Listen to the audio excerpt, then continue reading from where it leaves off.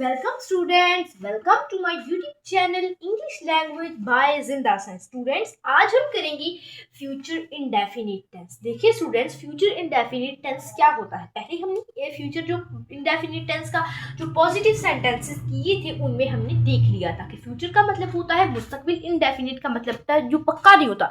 मतलब क्या कि जो पक्का नहीं होता, मतलब कि जिसमें हमें ये नहीं पता होता कि काम हो आने वाले जमाने में हो रहा होगा या हो चुका होगा, हमें ये नहीं पता होता. उनमें से कोई एक हो सकता है. ठीक है, बिल्कुल. तो ये हम फ्यूचर इंडेफिनिट में सीखते हैं. ठीक है. अच्छा, इसमें दो हेल्पिंग वर्ब मेनली फ्यूचर के टेंस में इस्तेमाल होते हैं फ्यूचर इंडेफिनिट में. ठीक है, वो होता है शेल और विल. ठीक है, विल और शेल. विल किसके साथ लगता है? ही, शी, इट, दे, यू के साथ. शेल किसके साथ लगता है? आई, वी के साथ. देखिए स्टूडेंट्स, अब देख सकते हैं आप सोच रही होंगी कि आपने प्लूरल और सिंगुलर के बारे में तो बताया ही नहीं कि प्लूरल के साथ विल लगेगा या शेल लगेगा. देखिए स्टूडेंट्स, एक बात याद रखें, जो मोस्टली ज्यादातर उस्ताद होते हैं ना इंग्लिश ग्रामर के, टीचर्स होती है, वो आई हुई, ही, शी, इट वगैरह सिंगुलर प्लूरल सबके साथ विल लगा देते हैं. आजकल जो इंग्लिश चल रही है उसमें शेल का बहुत कम यूज हो रहा है, विल का बहुत ज्यादा यूज हो रहा है. तो अगर हम आपको बेसिक इंग्लिश के बारे में बताए ना, तो शेल का यूज आई हुई के साथ ही होता है. और अगर सिंगुलर प्लूरल की बात की जाए, चाहे सिंगुलर आए या प्लूरल आए, आपने ना विल ही लगा देना है. ठीक है, बिल्कुल. और आई वी के लिए शेल लगा दीजिएगा. ओके, तो आपकी ये कंफ्यूजन हमें उम्मीद है कि दूर हो गई होगी. इसके फार्मूला में पहले नंबर पर सब्जेक्ट आएगा, उसके बाद आएगा विल या फिर शेल, जो कि क्या है? हेल्पिंग वर्ब्स है. उसके बाद क्या आएगा? हेल्पिंग वर्ब के बाद नेगेटिव सेंटेंसेस में हेल्पिंग वर्ब के बाद क्या आ जाता है? नॉट आ जाता है. इसके बाद नॉट आ गया. नॉट के बाद क्या आएगा? मेन वर्ब की कौन सी फॉर्म? पहली फॉर्म. कौन सी फॉर्म? First form. उसके बाद हमारे पास आ गया ऑब्जेक्ट. ठीक है, बिल्कुल.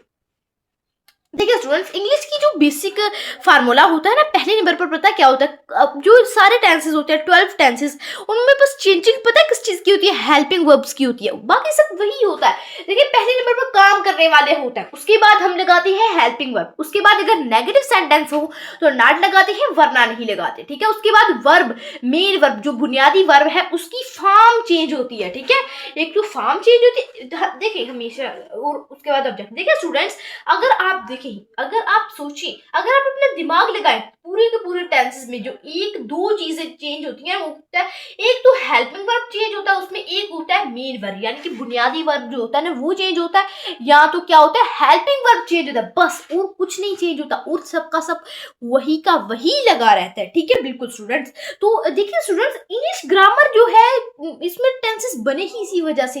किस वजह से बने? ये जो है वर्ब की वजह से. हमें देखिए वैसे भी तो सेंटेंसेस ठीक थे, लेकिन हमें उसमें ये नहीं पता चल पाता था कि बात आपने गुजरे हुए जमाने की है, आने वाले जमाने की है, या मौजूदा जमाने की है. और उसमें काम का भी नहीं था पता चल पाता कि काम कितना हुआ था, काम मुकम्मल हो चुका था, काम हो रहा था, या काम मुकम्मल भी हो, कुछ हिस्सा मुकम्मल हो चुका था और कुछ हिस्सा हो रहा था. ये हमें नहीं पता चल पाता था. इसी वजह से हमने टेंसेस सीखे. टेंसेस में दो मेनली चीजें सीखते हैं, एक टाइम, एक वर्ब. ठीक है, बिल्कुल. तो अब सेंटेंसेस बनाना शुरू करते हैं. मेनली इसकी पहचान क्या होती है? इसकी पहचान बोलेंगे, बेचेगा, करेगा, गागी, ये वगैरह होते हैं. मुस्तकबिल जो है ना, फ्यूचर को ये क्या कर रहा होता है? इंडिकेट कर रहा होता है. ठीक है, बिल्कुल. एक सेंटेंस बनाते हैं हम. They will go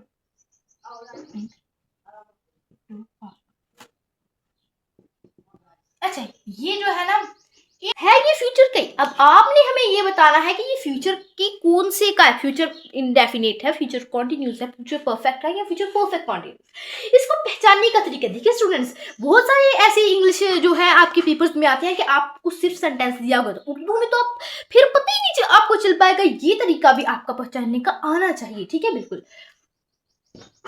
एंड पे डॉट आएगा. ठीक है. अच्छा, इसमें ये क्या है? सब्जेक्ट. अगर आप फार्मूला अपने जहन में रखें, फार्मूले को यहां लगाए. ये क्या है? सब्जेक्ट. ये विल क्या है? Will shall as a helping verb ही ऑलवेज इस्तेमाल होता है. और किसमें होता है? फ्यूचर में इस्तेमाल होते हैं.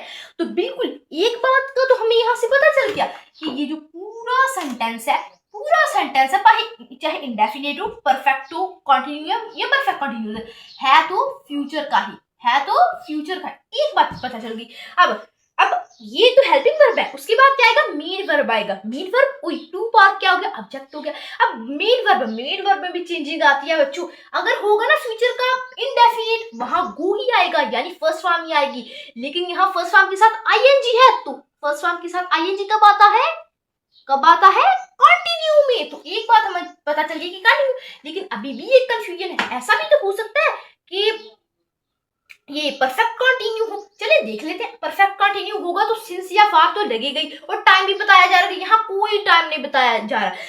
देखिए टाइम तो हमें पता चल रहा है, लेकिन टाइम क्लियर नहीं बताया। जैसे yesterday, next year, next month, next day, या फिर नेक्स्ट वीक, इस तरह से टाइम नहीं बताया जा रहा। तो बिल्कुल तो इससे ये फ्यूचर कंटिन्यूस ही है। इंग्लिश में इनकी पहचान, एक बात और आपको बताते चले आपकी इंफॉर्मेशन के लिए, कि इंग्लिश में जो इनकी पहचान होती है वो एक हेल्पिंग वर्ब से होती है और दूसरी वर्ब से होती है। इन दो चीजों को पक्का कर लो। इंग्लिश में टेंसेस की पहचान करनी है कि कौन सा टेंस है, तो एक आपने किसको देखना है, वर्ब को देखना है, मेन वर्ब बुनियादी वर्ब को देखना है, और एक किसको देखना है, हेल्पिंग वर्ब को देखना है। ठीक है, बिल्कुल। तो अब इनको बनाना शुरू करते हैं। जो सेंटेंसेस हमें दिए गए, तो पहले नंबर पर हमारे पास जो सेंटेंस है वह है हम झूठ नहीं बोलेंगे। ठीक है, क्या हम झूठ नहीं बोलेंगे। ठीक है, इसमें सब्जेक्ट क्या है, फर्स्ट ऑफ ऑल हमारे पास क्या होता है, सब्जेक्ट इसमें क्या है, हम की इंग्लिश क्या होती है, वी। अच्छा, अब विल लगाना है या शैल लगाना है। यहाँ देखिए, विल अगर आई या फिर वी होगा तो क्या आएगा, शैल आ गया। तो यहाँ हम क्या लगाएंगे, शैल।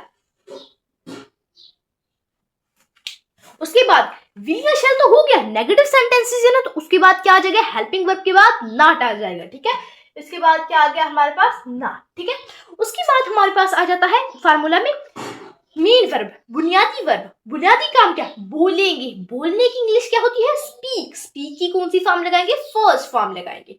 तो वी शुड नॉट क्या आएगा, स्पीक। उसके बाद हमारे पास आ जाता है ऑब्जेक्ट, किस चीज पर काम हो रहा है, झूठ पर। झूठ की इंग्लिश क्या होती है, झूठ क्या हुआ हमारे पास, ऑब्जेक्ट हुआ। झूठ की इंग्लिश क्या होती है, लाई। ठीक है, we shall not speak, LIE, lie. ठीक है, बिल्कुल। उसके बाद हमारे पास नेक्स्ट सेंटेंस जो आता है वह डाकिया खत नहीं भेजेगा। ठीक है, बिल्कुल। इसमें देखिए भेजेगा, फ्यूचर की बात हो रही है। ठीक है, तो ये कौन सा है हमारे पास सेंटेंस, फ्यूचर का टेंस। ठीक है, अच्छा, इसलिए एक और बात, उर्दू में पहचान कैसे करनी है, ये भेजेगा, घी, गे वगैरह तो फिर तो पता चल गया कि ये है ये फ्यूचर का ही। लेकिन कैसे पता चलेगा, इंडेफिनिट है, कंटिन्यू है, परफेक्ट कंटिन्यूस है। देखिए, अगर होता ना यहाँ देखिए रहा होगा, मतलब जहां भी रहा होगा, रही होगी वगैरह आ जाए, वो क्या होता है, कंटिन्यू होता है। रहा होगा, गा तो आखिर में ये जाहिर करेगा ना कि क्या है हमारे पास फ्यूचर है, और रही क्या जाहिर करेगा, कंटिन्यू। और चुका होगा तो आएगा, तो फिर क्या हमारे पास आएगा, यहाँ ये परफेक्ट कंटिन्यू, फ्यूचर परफेक्ट होगा। और अगर टाइम बताया गया हो, फ्यूचर में टाइम बताया गया, तो बिल्कुल, तो ये आप देख सकते हैं कि फ्यूचर परफेक्ट कंटिन्यू। ठीक है, सेंटेंस। अब इस सेंटेंस को देखते हैं, इसमें डाकिया क्या है, डाकिया है हमारे पास सब्जेक्ट। फर्स्ट ऑफ ऑल लगाएंगे सब्जेक्ट, डाकिया की इंग्लिश होती है पोस्टमैन। उसके बाद सेकेंडली हम विल लगाएंगे या शैल लगाएंगे, ये हमने डिसाइड करना है। अच्छा, पोस्टमैन क्या है, एक है ना पोस्टमैन, डाकिये तो होता तो ज्यादा होनी थी, डाकिया एक है, सिंगुलर हो या प्लूरल, हमने क्या लगा देना है, चुप करके विल। उसके बाद आ जाता है हमारे पास नॉट, हेल्पिंग वर्ब के पास नेगेटिव सेंटेंसेस है तो नॉट आ जाएगा। उसके बाद हमारे पास आता है मेन वर्ब, यानी कि बुनियादी वर्ब। बुनियादी वर्ब हमारे पास क्या है, भेजेगा, भेजा, उसने काम किया। तो भेजने की इंग्लिश क्या होती है, send. The postman will not send. उसके बाद है हमारे पास ऑब्जेक्ट क्या है, खत। ऑब्जेक्ट क्या है, खत की इंग्लिश क्या होती है, लेटर। ठीक है, अब नेक्स्ट सेंटेंस है हमारे पास, वो बदतमीजी बदतमीजी नहीं करेगा, ठीक है। इसमें ये करेगा, ठीक है, ये कौन सा है, फ्यूचर इंडेफिनिट का सेंटेंस है, ठीक है। इसमें फार्मूला में फर्स्ट ऑफ ऑल सब्जेक्ट क्या है वो, अब वो से हम एक लड़का मुराद लें, एक लड़की मुराद लें या ज्यादा, देखिए करेगा गा है ना, तो फिर एक लड़का है, ठीक है, तो हम यहाँ क्या लगाएंगे, ही। उसके बाद विल लगाना है, ये शैल लगाना है, हम यहाँ क्या लगाना है, ही क्या है, एक सिंगुलर है, क्योंकि वो एक लड़का है, तो सिंगुलर के साथ क्या आ जाएगा, विल आ जाएगा, ही विल। उसके बाद हेल्पिंग वर्ब में नॉट आ जाएगा, हेल्पिंग वर्ब के बाद नॉट आ जाएगा। नेक्स्ट है हमारे पास फार्मूला में मेन वर्ब, यानी कि बुनियादी वर्ब। हमारे पास बुनियादी वर्ब क्या है, बुनियादी वर्ब है हमारे पास, बुनियादी वर्ब हमारे पास नहीं है, ठीक है, वो हमारे पास नहीं है। देखें अगर उर्दू में देखा जाए तो ये हमारे पास क्या है, सब्जेक्ट है, ठीक है। अब हमारे पास वर्ब है, वर्ब कहाँ होता है, ठीक है, वर्ब होता है हमारे पास, देखिए उर्दू में, इंग्लिश में और चीज होती है, इंग्लिश में पहले सब्जेक्ट लगाना होता है, फिर अगर कोई हेल्पिंग वर्ब है तो हेल्पिंग वर्ब लगाना होता है, फिर मेन वर्ब लगाना होता है, फिर ऑब्जेक्ट। लेकिन उर्दू में पता क्या होता है, सब्जेक्ट हमें पहले मिलता है, फिर हमें जो होता है ना हमारे पास मेन वर्ब हमें आखिरी है हमारे पास, यहाँ नहीं के बाद हमारे पास क्या होना था, बुनियादी वर्ब होना था, यहाँ है ही नहीं, तो हमारे पास मेन वर्ब नहीं है, हमारे पास हेल्पिंग वर्ब भी था, उसके बाद क्या आ जाएगा, ऑब्जेक्ट आ जाएगा। ऑब्जेक्ट क्या है, बदतमीजी की मतलब होता है मिसबिहेव, ओके। अब देख लेते हैं हम इसके इंट्रोगेटिव सेंटेंस, ठीक है। देखिए हमेशा ऑलवेज जो इंट्रोगेटिव हमारे पास सेंटेंसेस होते हैं उनमें जो हेल्पिंग वर्ब है उसे उठाकर शुरू पे लगा दिया जाता है, फिर आता है सब्जेक्ट, फिर बुनियादी वर्ब आता है, फिर ऑब्जेक्ट आता है। बस क्या चेंजिंग होती है, जो हेल्पिंग वर्ब होता है ना वो मेन वर्ब से पहले आ रहा होता है, उसे उठाकर सब्जेक्ट से भी पहले गुरु बना दिया जाता है, ठीक है, बिल्कुल। यहाँ भी ऐसी काम है। तो यहाँ पर हमारे पास जो है पहले नंबर पर क्या है, उन्हीं सेंटेंसेस को हम इंट्रोगेटिव में भी चेंज करेंगे। इस सेंटेंस में क्या हम झूठ नहीं बोलेंगे, ठीक है, क्या हम झूठ नहीं बोलेंगे। अब हमने सब्जेक्ट को देखकर लगाना है कि हम विल लगाएंगे या शैल लगाएंगे। अब देखिए हम है तो हम क्या है, वी। देखिए हम प्लूरल है या सिंगुलर है, तो क्या ही लगा देंगे, तो हम यहाँ क्या लगा देंगे, शैल लगा देंगे, यहाँ शैल आ जाएगा। उसके बाद आ जाएगा हमारे पास सब्जेक्ट क्या है, हम की इंग्लिश क्या होती है, वी। उसके बाद मेन वर्ब है, मेन वर्ब होता है बोलने की इंग्लिश होती है स्पीक। उसके बाद ऑब्जेक्ट, उसके बाद हमारे पास है मेन वर्ब के बाद ऑब्जेक्ट क्या है, झूठ की इंग्लिश क्या होती है, लाई। वो एंड पे क्या आएगा, क्वेश्चन मार्क, इंट्रोगेटिव सेंटेंसेस। तो सेंटेंस बना स्पीक लाई, उसके मतलब डाकिया क्यों खत भेजेगा, ठीक है।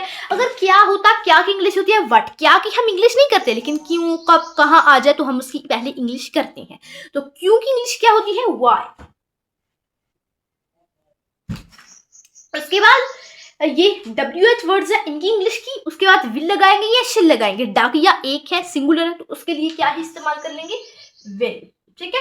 उसके बाद सब्जेक्ट आएगा, सब्जेक्ट है डाकिया की इंग्लिश होती है पोस्टमैन, द पोस्टमैन। नेक्स्ट है उसके बाद मेन वर्ब के बाद अब मेन वर्ब आएगा, मेन वर्ब है भेजना, भेजने की इंग्लिश क्या होती है, सेंड के बाद आ जाएगा ऑब्जेक्ट है खत की इंग्लिश होती है लेटर, और इंट्रोगेटिव सेंटेंसेस के आखिर में क्या आ जाएगा, क्वेश्चन मार्क।